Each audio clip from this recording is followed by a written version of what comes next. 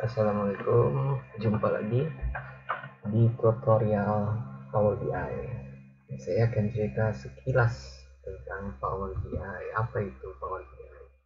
Kemudian saya akan mendemokan bagaimana cara kerja Power BI, bagaimana cara pakainya. Jadi kita tahu bahwa Power BI itu ada beberapa macam, ada Power BI Desktop, ada Power BI Service, ada Power BI Mobile.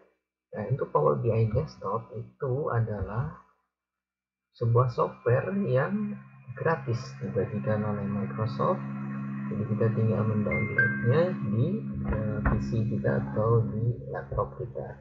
Alamatnya di situ di powerbi.com microsoft.com powerbi.microsoft.com ya. Nah, apa sih fungsi Power BI Desktop? Power BI Desktop itu untuk membuat laporan, create report ya.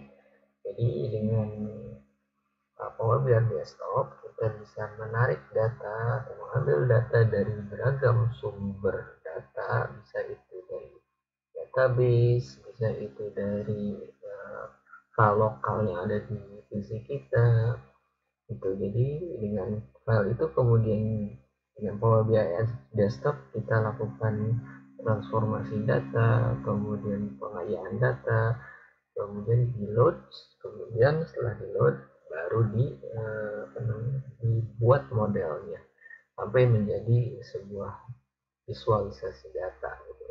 Nah, setelah jadi visual, terkadang ada kebutuhan kita untuk membagikan laporan itu kepada orang lain atau customer kita. Nah, kita perlu membeli lisensi di situ, yaitu Power BI Service. Yang ini desktopnya gratis, sementara Power BI Service ini berbayar ya, jadi harus membayar setiap bulan. Itu yang Power BI Pro hanya $10 satu bulan.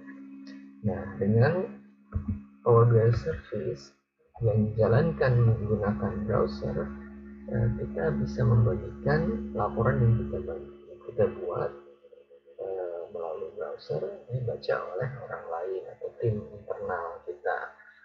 Jadi fungsinya untuk share and consume report atau dashboard.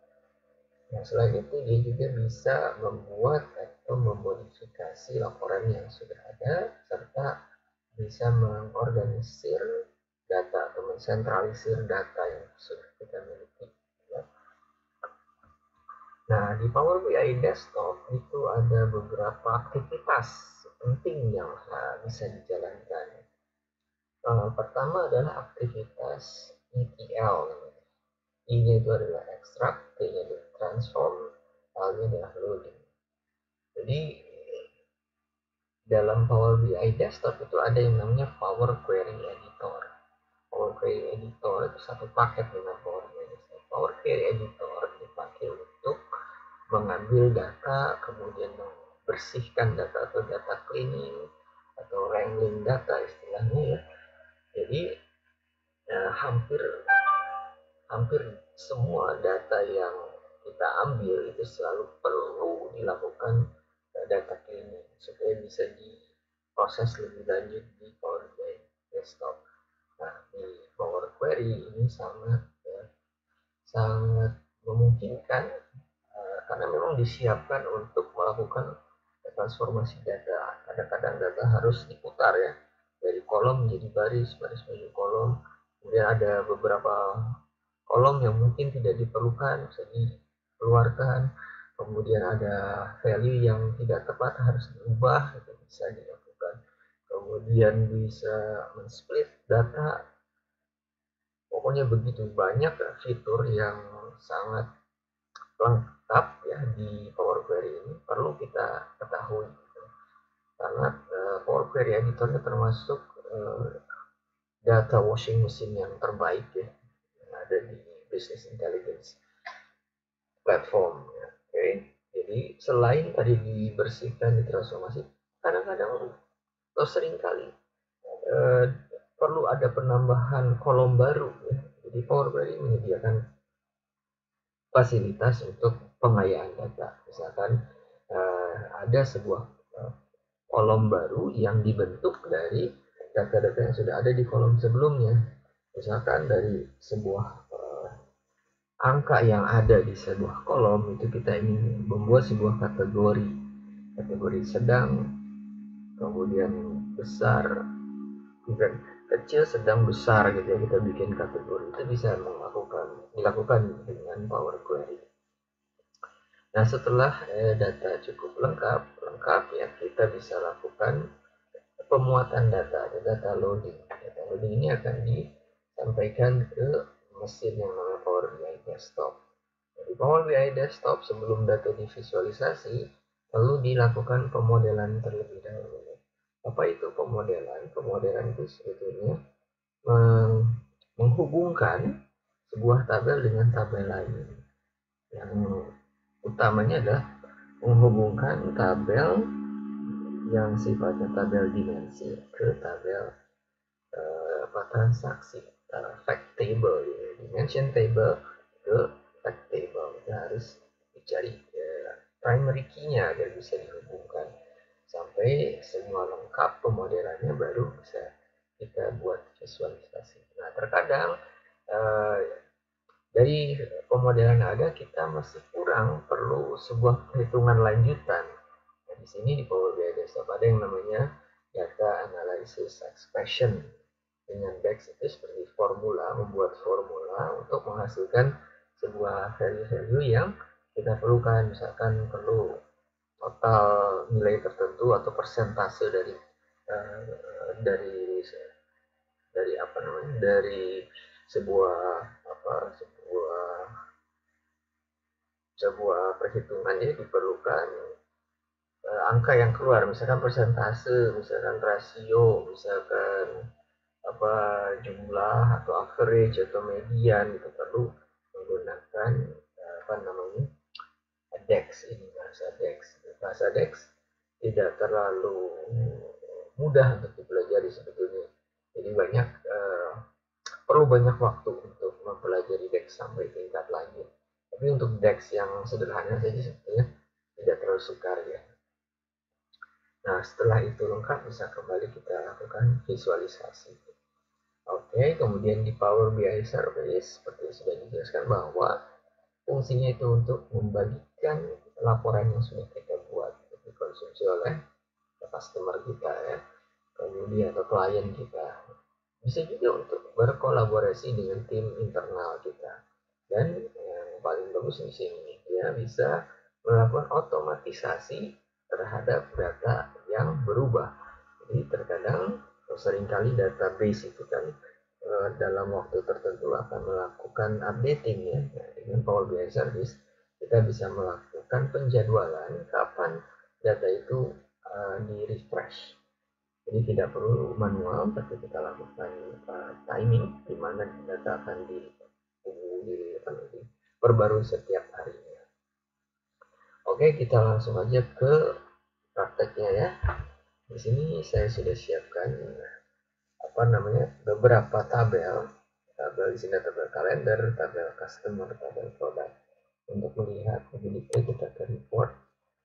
Ini kita bisa lihat tabel kalender itu terdiri dari beragam macam tanggalan ya. Di sini ada tanggal mulai dari hari, bulan, tahun, kemudian tahunnya, dan nomor tahun, nomor bulan, kemudian bulan dalam tulisan yang panjang dan tulisan yang singkat, dan seterusnya. Ini diperlukan sebagai pengikat waktu ya terhadap tabel transaksi. Jadi ini sifatnya continuous, terus berjalan sampai tahun di mana transaksi terakhir berada gitu ya.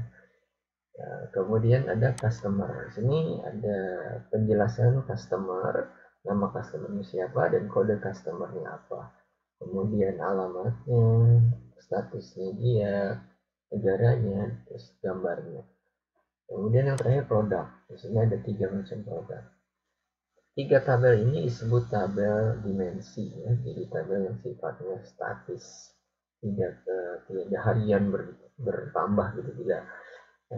Kemudian di samping tabel dimensi ini diperlukan juga tabel yang sifatnya dinamis ya, namanya tabel transaksi. Kita perlu ambil tabel itu di sebuah folder.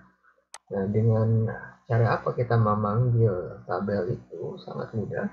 Jadi di Power BI ada yang get data. Diawali selalu dengan get data ya. Get data ini kita akan dihubungkan ke sebuah konektor. Konektor ini menghubungkan ke berbagai sumber data yang ada. Nah, di sini ada sumbernya file. Dikelompokkan dalam bentuk file seperti Excel, CSV, XML, JSON, folder, bahkan PDF bisa. Kemudian berupa database, misalnya ada SQL Server, Access Database, MySQL, dan masih banyak lagi. Kemudian bentuknya Power Platform, ada Power BI Dataset, Power BI Data Flow, Dataverse, Data Flows, banyak. Azure juga banyak. Ya, Azure bisa diakses, kemudian online service, kita bisa akses SharePoint Online, Dynamics 365. Kemudian selain itu juga bisa ke web. Web bisa kita ambil, data-data di web bisa kita ambil. Jadi konektor ini jumlahnya lebih dari 100 dan hampir setiap bulan selalu ada penambahan konektor baru. Nah, untuk kasus ini kita akan mencoba mengambil data dengan fitur folder. Jadi kita akan mengambil data yang ada di dalam folder. Kita klik folder, dia akan keluar path. Alamat foldernya di mana? Kita coba ambil dulu di sini ya. Kita coba di sini. Nah, ini saya ada data di sini di sales by month.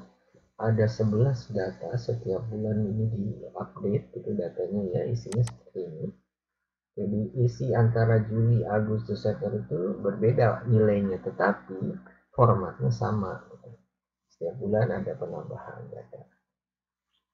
Ini kita lihat jadi di tabel atau file 1 Juli 2017 itu terdiri dari beberapa transaksi. Ya, ada tanggalnya, kemudian ada invoice-nya, product code-nya, quantity-nya berapa, price-nya, dan seterusnya. Sama juga dengan di bulan lainnya. Di katakan bulan Mei 2018. Lihat di sini bulan Mei. Sama, semua hanya angka isinya saja berubah ya, biasanya angka-angkanya berubah. Jadi ini adalah seri data atau time series data ya. Kita tutup. Jadi dengan folder connector kita bisa mengambil semua data ini. Caranya gimana? Kita ambil di sales by month ini ya. Sales by month kita ambil copy path-nya. Kita ambil copy path-nya di sini. Nah, ini copy path-nya ya. Terus kita letakkan di sini. Nah, sales by month kita oke. Nah, ini adalah file-file yang akan kita ambil. Sini ada nama filenya, ada 11 file, extensionnya XLSX, kemudian ini alamatnya. Kita lakukan sekarang di sini pilihannya ada combine and transform data atau combine and load data. Ya, sebetulnya bisa kita lakukan langsung combine and load karena data ini sudah rapih ya, sudah tidak perlu di cleaning lagi, sehingga tidak perlu kita melakukan transformasi data. Jadi bisa langsung kita combine and load untuk tujuan demo hari ini. Nah, di sini akan terlihat bahwa di sheet ini ada contoh satu tabel, satu file yang isinya seperti ini. Jadi kita tinggal oke saja sebagai first filenya. Nanti dia akan melakukan appending itu menggabungkan, menambah kolom lagi karena ada tambahan file baru, kolom baru untuk bulan lanjutan itu dari Juli ke Agustus ada tambahan kolom, begitu seterusnya sampai data habis gitu ya, namanya di append data ya. Nah, tunggu sebentar dia melakukan loading.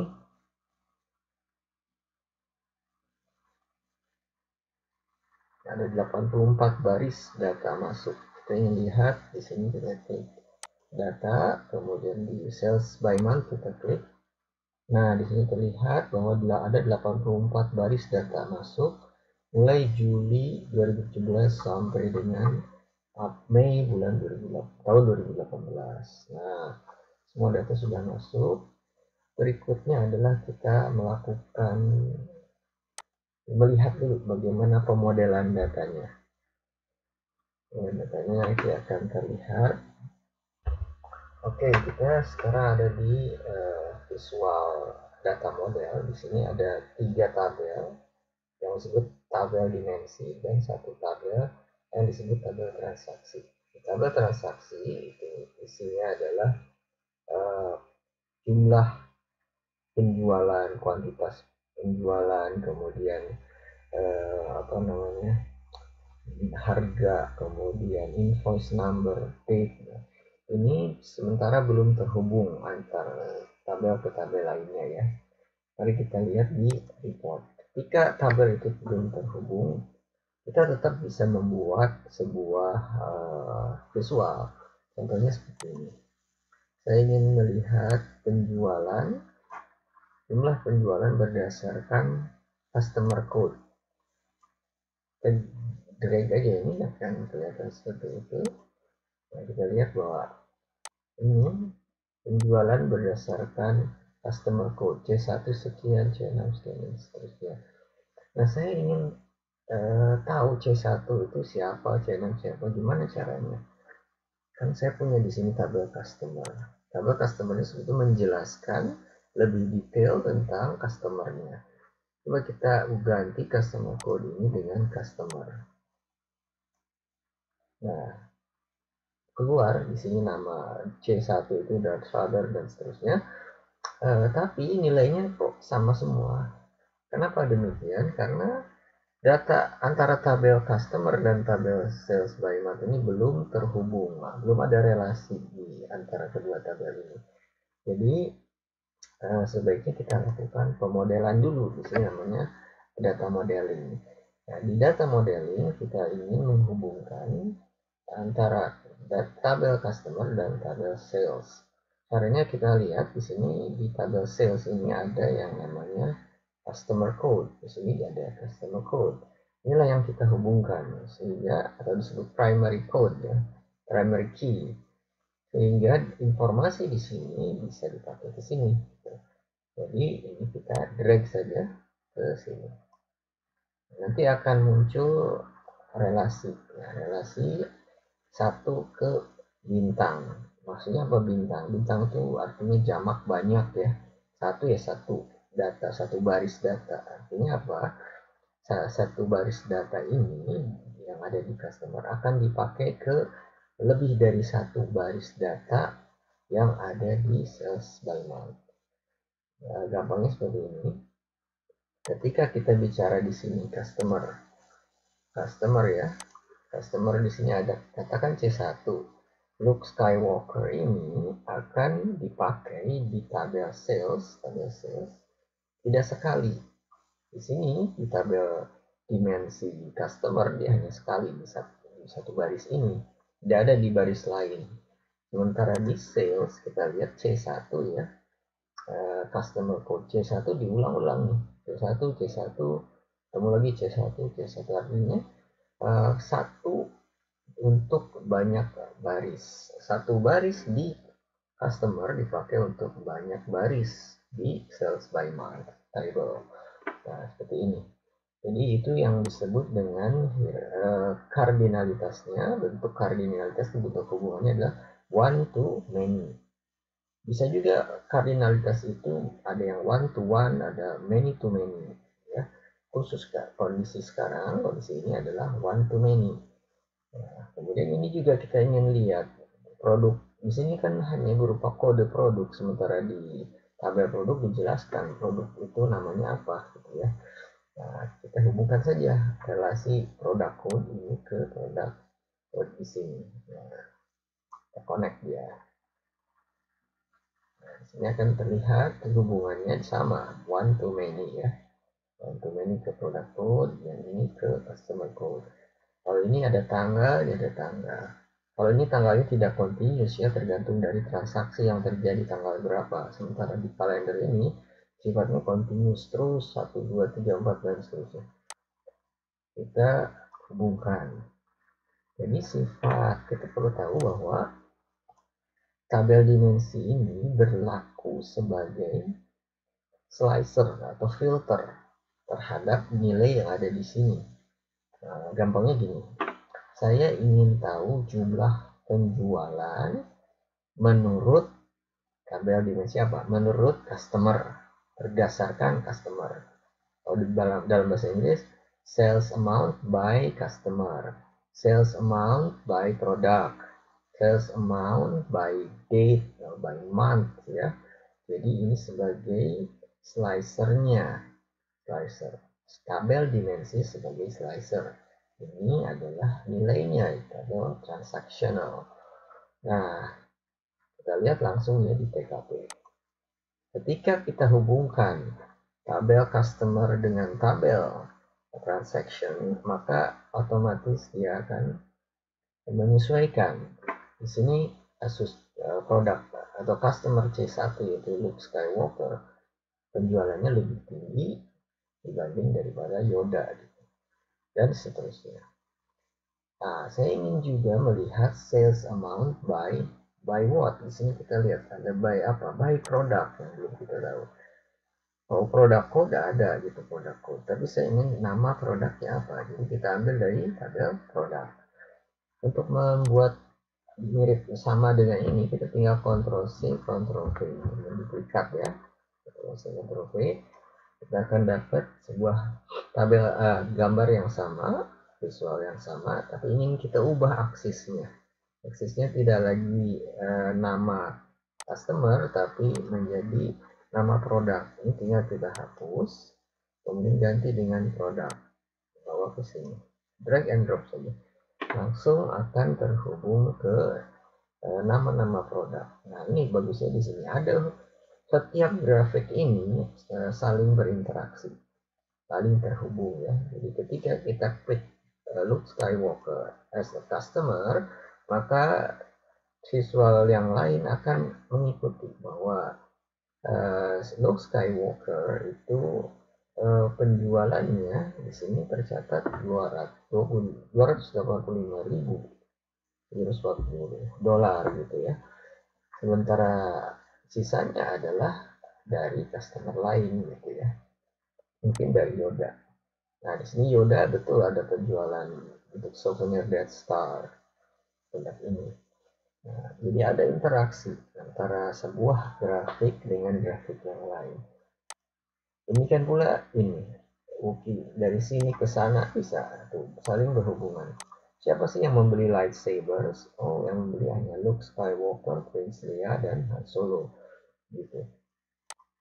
Ini namanya interaksi antar grafik ya. Nah, kemudian kita juga bisa membuat sebuah slicer berupa tahun ya, time intelligence namanya. Di sini kita ingin menambahkan sebuah slicer. Slicer ada di sini, klik slicer. Kemudian kita cari di kalender. Kalendernya adalah tahun. Nah, kita dapat ini. Hanya kita ingin menyajikannya berupa tombol. Kita slicer setting aja. Kemudian orientasinya horizontal. Oke, buat seperti ini.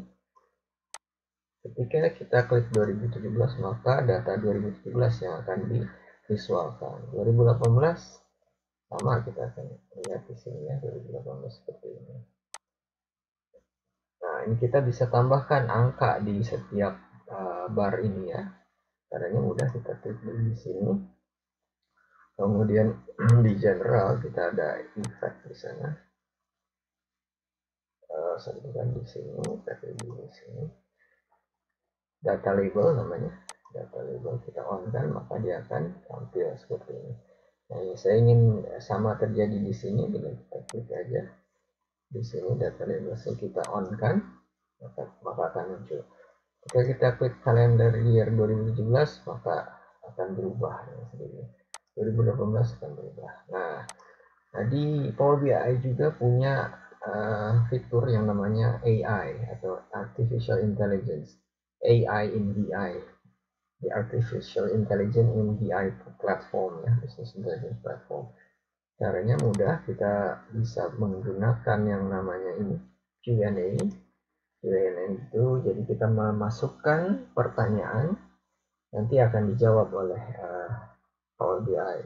Sini saya ingin membuat sebuah apa namanya histogram seperti ini, berdasarkan bulan, sejumlah ini sales amount berdasarkan bulan, month ya, berdasarkan bulan, berupa bar chart atau ini stack column chart. Nah, ini caranya memerintahkannya, kita tinggal menuliskan sales amount. Jadi menggunakan bahasa natural, bahasa sehari-hari. Sales amount, jadi langsung gitu. Tapi by apa? By month saya mau. By month. As apa ya? Apakah as a table atau as a column chart? Saya mau pilih ini. As a stack column chart. Stack column chart. Nah, ini ada column chart. Nah, kita klik aja ini. Terus langsung dia buatkan. Kita tinggal letakkan di sini. Di sini akan terlihat bahwa perintah untuk membuat sebuah visual itu tidak harus selalu dengan tidak harus selalu mendrag dari satu field ke visualisasi, tapi bisa dengan perintah. Nah, dari sini kita bisa mendapatkan sebuah visual. Bisa juga kita misalkan mau bikin yang lain ya, dengan perintah ini saya mau buat bentuknya donut chart. Saya coba ya, sales amount by what, by mungkin by product name, bahkan by product name. Ini by product name, as nya as apa, as donut chart. Nah, sudah selesai, langsung bisa dihasilkan sebuah visual ya dengan mudah sekali. Nah, ada juga ya, Power BI menyiapkan juga fitur bagaimana menganalisa sebuah penjualan ya. Di sini terlihat adanya dropping sales dari April ke Mei. Ada apa ini? Kita bisa melakukan analisa. Di sini kita tinggal klik kanan, kemudian analyze, explain to the decrease. Apa penyebab penurunan penjualan itu? Nah, dengan machine learningnya dia bisa membuat sebuah pemodelan perhitungan kalkulasi penyebab dari penurunan itu apa, berbasis apa gitu ya. Di sini kita lihat opsinya. Jadi penurunan itu berdasarkan di sini by source name ya, ada source name, by invoice number, by customer. Nah, kita bisa lihat by customer. Kemudian bisa juga by month and paid ya, atau berdasarkan produk apa yang menyebabkan paling besar dropnya. Di sini kita lihat lightsaber. Di sini kita lihat ada berdasarkan customer ya, kita lihat. Nah, Luke Skywalker-nya paling banyak penurunan penjualannya. Ini bisa kita pilih di sini, tinggal kita klik plus, maka waterfall chart ini akan muncul. Nah, itu akan muncul. dari sini. Nah, jadi dia bisa menganalisa penurunan ini penyebabnya apa, lebih banyak karena siapa itu turunnya nilai ini. Kalau mau lebih jelas kita bikin begini.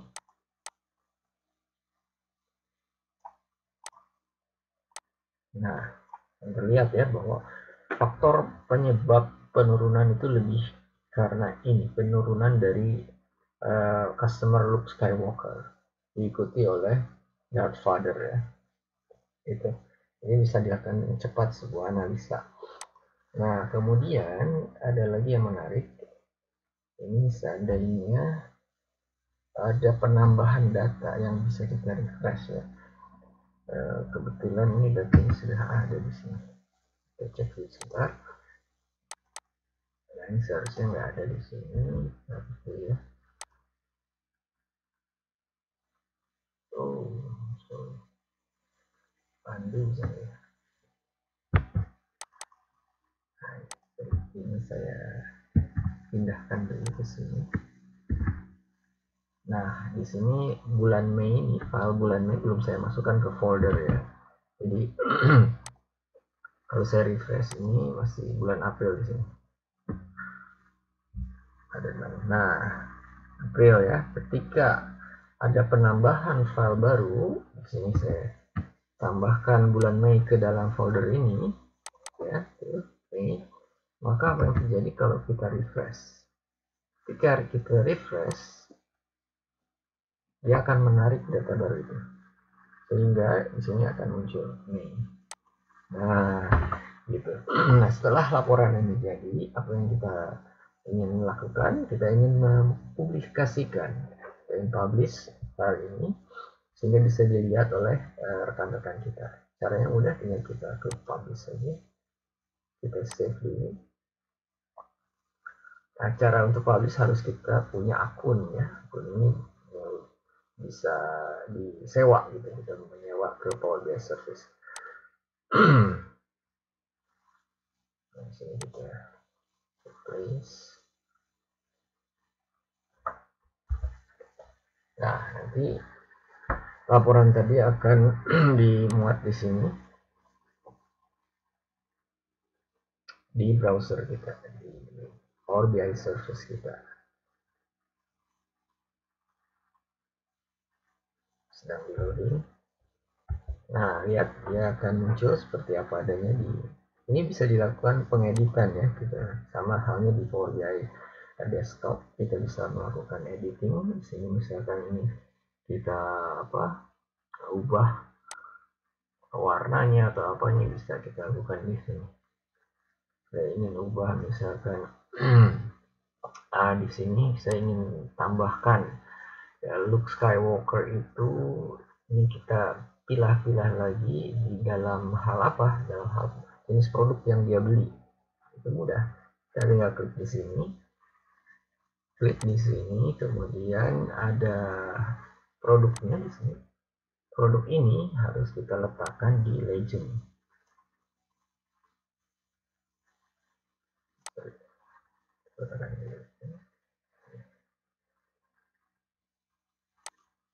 Nah, kita letakkan di legend.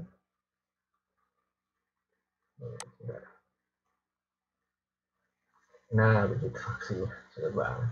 Nah, gitu. Jadi terlihat di sini bahwa Luke Skywalker itu membeli souvenir Death Star sebanyak $97.000 dan lightsaber hanya $36.000. Langsung bisa kita lihat, bisa pilah gitu ya.